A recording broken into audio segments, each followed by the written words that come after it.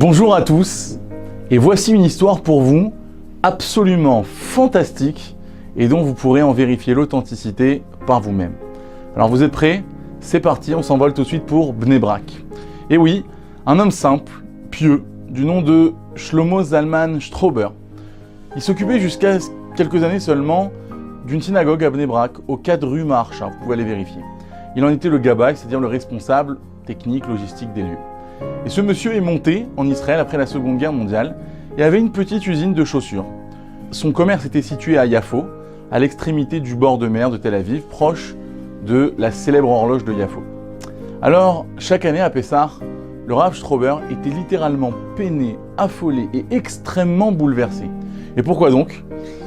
Car devant son commerce, un autre commerçant avait une grande boulangerie de type industriel du nom de Aboulafia. Vous demanderez à n'importe quel Israélien de la région ou d'ailleurs, tout le monde connaît la gigantesque et mythique boulangerie Aboulafia.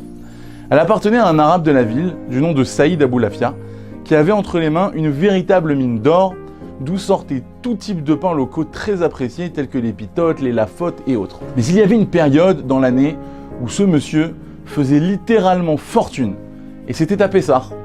Car à l'époque, grâce à Dieu, les boulangeries de toute la région centre, et dont la quasi-totalité des propriétaires étaient juifs, étaient fermées pour Pessah.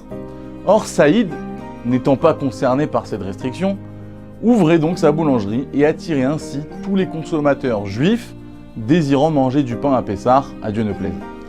Ce spectacle qui se déroulait sous les yeux du Rav Strauber, notre commerçant juif, le rendait littéralement fou de voir autant de ses frères juifs tomber dans une faute si grave qu'est celle de manger du chametz à Pessah.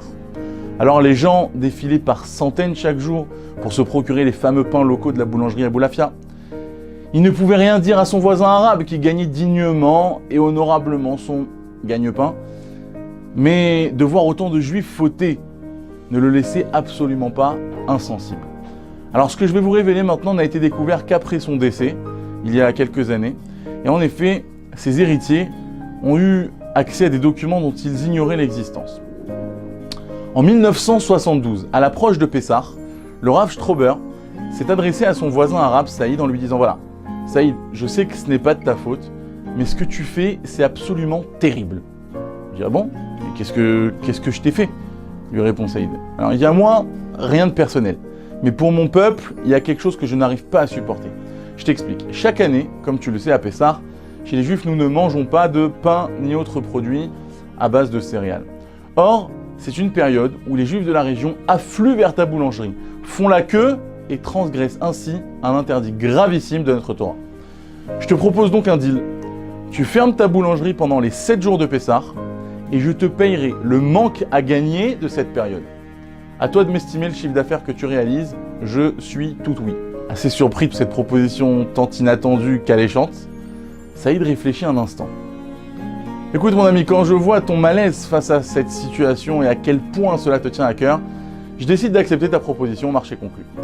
Merci Saïd, mais attention, j'insiste vraiment, lui dit le Rav, pour qu'il n'y ait aucun membre de ta famille, ni même de tes descendants, à toi ou autre, qui rompe cet accord.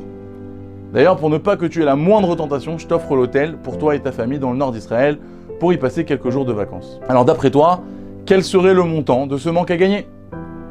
Après plusieurs calculs, la consultation des documents comptables des années précédentes, etc., Saïd Aboulafia communique au Rav Strauber un chiffre mirobolant, mais que le Rav est prêt à payer de sa poche. Alors, chers amis, il faut bien comprendre, on ne parle pas de quelques milliers de shekels, mais de chiffres énormes. La boulangerie Aboulafia était, et encore d'ailleurs, une grande boulangerie industrielle, et non pas une petite boulangerie de quartier comme on peut connaître en France ou ailleurs. Et pourtant, par amour pour son peuple et pour son Dieu, le Rav Strauber a déboursé cette somme, le cœur léger et plein de joie. C'est ainsi qu'en 1971, la boulangerie Aboulafia a pris l'honorable décision de fermer ses portes pendant Pessah.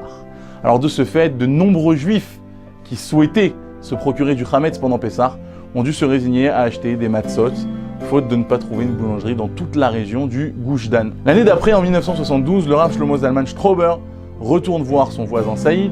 Il lui propose de réitérer l'opération, Celui-ci accepte de nouveau, et ce pendant 3 années consécutives. Incroyable, 3 années où cette boulangerie ferme, c'est juste fabuleux. Mais l'histoire ne s'arrête pas là. Au bout de 4 ans, à l'approche de Pessah, c'est Saïd qui part s'adresser au Rav. Il lui dit comme ça, écoute, cette année, je ne veux pas que tu me payes ce que tu me donnes d'habitude. Il dit, ah bon? Et combien tu veux cette année? Peut-être qu'il y a un changement dans le programme, peut-être, je ne sais pas.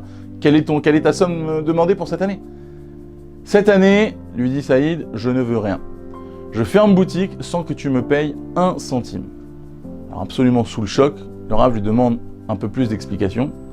C'est alors qu'il lui dit, je vais être franc avec toi.